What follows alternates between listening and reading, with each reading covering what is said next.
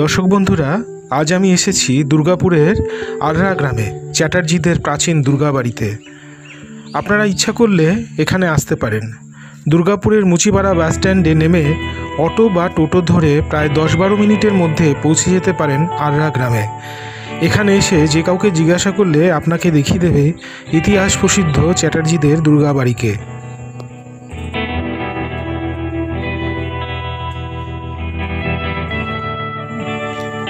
আপনাদের কাছে আমার অনুরোধ, আপনারা আমার প্রতিবেদনটি শুরু থেকে শেষ পর্যন্ত দেখবেন এবং আমার চ্যানেলটি সাবস্ক্রাইব করবেন, লাইক দেবেন, বন্ধুদের সাথে শেয়ার করবেন এবং নোটিফিকেশনের জন্য বেল আইকনটি টিপবেন।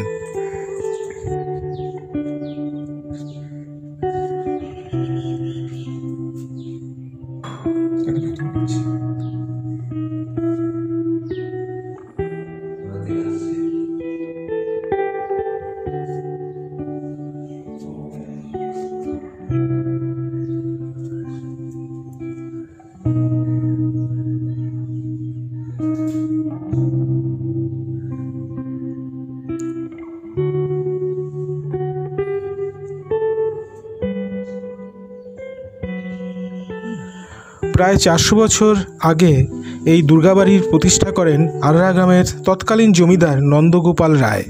সেই সময় এলাকায় তার প্রভাব প্রতিপত্তি বেশ ভালোই ছিল, কিন্তু একসময় জমিদার নন্দগোপাল রায়ের আর্থিক অবস্থা খারাপ হয়। আত্মীয়তার সুবাদে দুর্গাবাড়ির দায়িত্ব নিয়োজিত হয় চ্যাটার্জিদের উপরে। সেই সময় গ্রামে চ্যাটার্জিরা অর্থবান ও ধনী হিসাবে পরিচিত ছিলেন। দুর্গাবাড়ির নির্মাণশৈলী এবং ভবনের কারুকাজ দেখার মতো। সেই সময় চুনসুরকি, ইট, পাথর, লোহা ও কাঠের বর্গা দিয়ে নির্মিত হয়েছিল এই বৃহৎ অট্টালিকা। ভবনটি এখনও স্বমহিমায় মাথা তুলে দাঁড়িয়ে আছে। চ্যাটার্জিরা এখনও এই দুর্গাবাড়ির রক্ষণাবেক্ষণের কাজ চালিয়ে যাচ্ছেন। নিয়মিত হয় পূজা পাঠাদি। দুর্গাবাড়িতে ঢোকার মুখে দুটি ছোট শিব মন্দির দ্রষ্টব্য, সেখানেও হয় নিয়মিত পূজা। সব মিলিয়ে দুর্গাবাড়ির সুন্দর শান্ত পরিবেশ অত্যন্ত সুন্দর ও স্বর্গীয়ময়। এখানে এলে দৈবিক অস্তিত্বের অনুভব আপনাদেরও হবে। মন হবে নির্মল এবং সাধনগামী।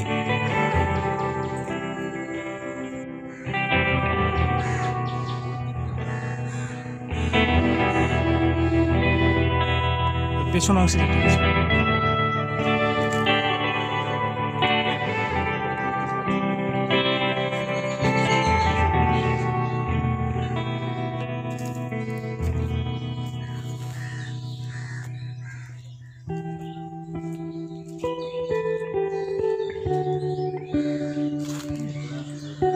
কালের কবলে দুর্গাবাড়ির পিছনের অংশের ভগ্নদশা চোখ এড়িয়ে যায় না। সম্মুখভাগের মূল অংশটির সংরক্ষণ করা সম্ভব হলেও পিছনের অংশটি প্রায় ধ্বংসপ্রাপ্ত হয়েছে।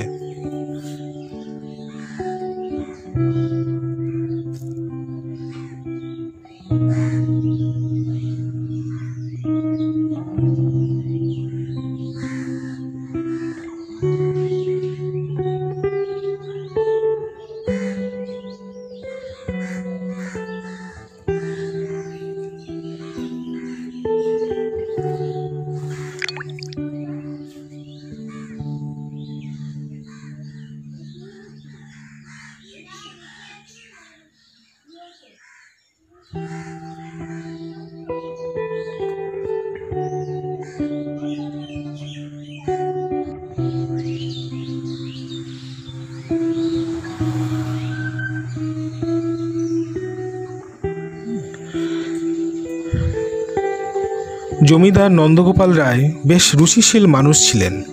দুর্গাবাড়ির নির্মাণশৈলী দেখলে তা অনুমান হয়। চ্যাটার্জিদের দুর্গাবাড়ি এলাকায় খুব নামকরা। প্রতি বছরেই এখানে দেবী দুর্গার আরাধনা ধুমধাম সহকারে পালিত হয়। গ্রামের আবাল বৃদ্ধ বনিতা জড়ো হন পুজোয় অংশ নিতে। দুর্গোৎসবের কয়েকটা দিন এলাকায় খুশির জোয়ার বয়ে যায়। এই পুজোর বিশেষত্ব হলো অষ্টমী এবং নবমীর দিন সাদা ছাগ বলি। মায়ের ভোগ রান্না করেন পরিবারের মহিলারা।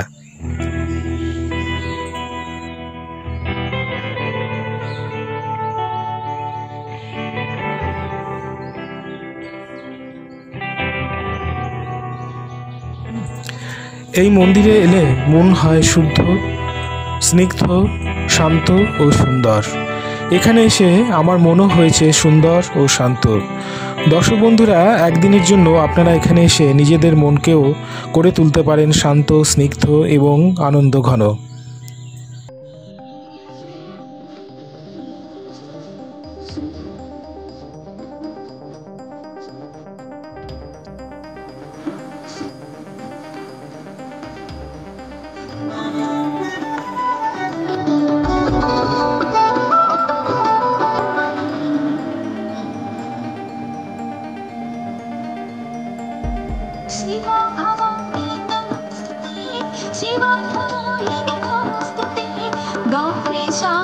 शांभवी भार्गवी श्री दुर्गा नमोस्तुते शिवा भवानी नमोस्तुते शिवा भवानी नमोस्तुते गौरी शांभवी शांभवी भार्गवी श्री दुर्गा नमोस्तुते।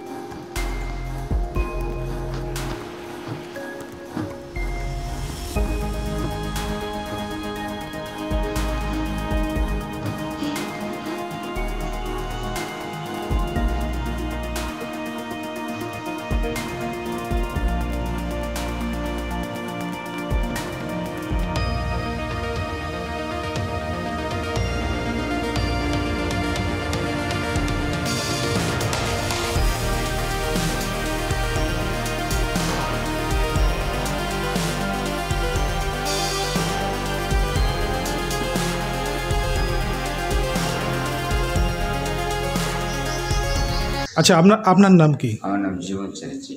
আচ্ছা, জীবন চ্যাটার্জি। ওকে। তো এই যে দুর্গা মন্দির, এটা জমিদারদের ছিল। কত বছরের পুরনো? এবার ধরুন প্রায় 400 400 বছর।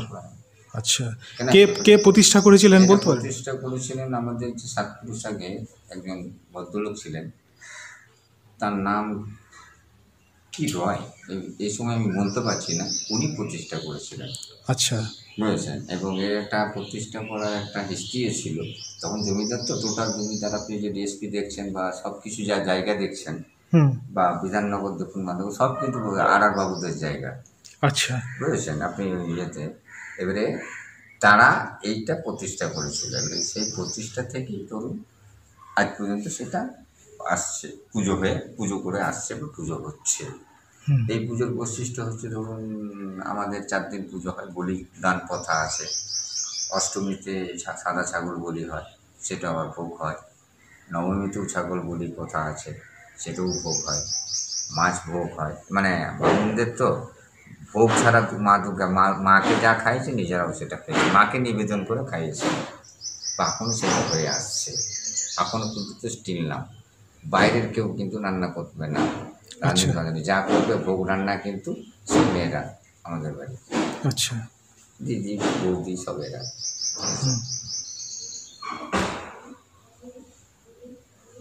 আশেপাশে এলাকার সব মানুষজন তো আসেন নিশ্চয়ই হ্যাঁ, দুর্গোৎসব। আমাদের এই টোটালটা এটাতে তো 4টে পুজো আছে। আচ্ছা। হ্যাঁ, এর থেকেও আবার একটা ওখানে পাবেন, আচ্ছা। ডিজাইন নেই। এইটুকুর মধ্যে আপনাকে 3 মিনিটে যেতে না যেতেই আমি 4টে মন্দির পাবেন। আচ্ছা, সেগুলো সবই ওই 300-400 বছরের পুরনো? হ্যাঁ, তার মধ্যে একটা সব থেকে বড় হচ্ছে আপনার ইয়েটা নতুন হয়েছে, তখন ওটা হয়তো কাঠের ছিল, মানে আপনার ইয়ে ছিল, ওরা তো জমিদার ছিল না, ওরা নিয়ে এসেছিল। তো সেটা আপনার ওই ইয়ে ছিল, আপনার ওই খড়ে কিন্তু ডিজাইন করা কাঠগুলো ছিল, আচ্ছা। বুঝেছেন, ওইটা কিন্তু আগে। তাই দুর্গা মন্দিরের রক্ষণাবেক্ষণের কাজ কে করছেন? মানে রক্ষণাবেক্ষণের কাজ বলতে আমাদের যেমন এইখানে ইয়ে করা আছে, মানে আপনার এই চক্রবর্তী যে নন্দ যে বলছেন, ওদেরকে সব দেওয়া আছে, নিত্য সেবা করা সব কিছু, বুঝেছে। আচ্ছা। রক্ষণাবেক্ষণের জন্য এবং ঝাঁট দেওয়া, পরিষ্কার পরিচ্ছন্ন করা নিজেরা করতে হয়। কখনো হয়তো একজনকে রেখে দেবো কাজে, সে হয়তো মুছে দিয়ে পরিষ্কার টেস্কার করে সেটিয়ে দিয়ে তাহলে যে আমি হয়তো পুজো করলে চলে গেল সন্ধ্যা আরতি। আচ্ছা, জনৈক রায়বাবু বলছেন ইনি এই দুর্গা বাড়ির প্রতিষ্ঠা করেছিলেন, তো তিনি জমিদার ছিলেন সেই সময় তৎকালীন? তৎকালীন ছিল। এবারে সেই জমিদার স্ট্যাটাসটা কিন্তু চ্যাটার্জিরা পেয়ে যায়। আচ্ছা। বুঝেছে। আচ্ছা। চ্যাটার্জিরা কেন পেয়ে যায়, কারণ তার হয়তো এক মেয়ে ছিল, সেই মেয়েকে চ্যাটার্জিরা বিয়ে করেছিল। টোটাল ধরুন আপনার মেয়ে সেরকম বিয়ে করে সেটা পেয়ে গেছিল। আচ্ছা। যার জন্য চ্যাটার্জি। আচ্ছা। চালু হলো ভারতবর্ষে, কারণ বিভিন্ন জায়গায় জমিদার ছিল, সেই জমিদারদের আন্ডারে এখানে পত্তনিদার হিসেবে রায়রা এই আড়া গ্রামের জমিদার ছিল।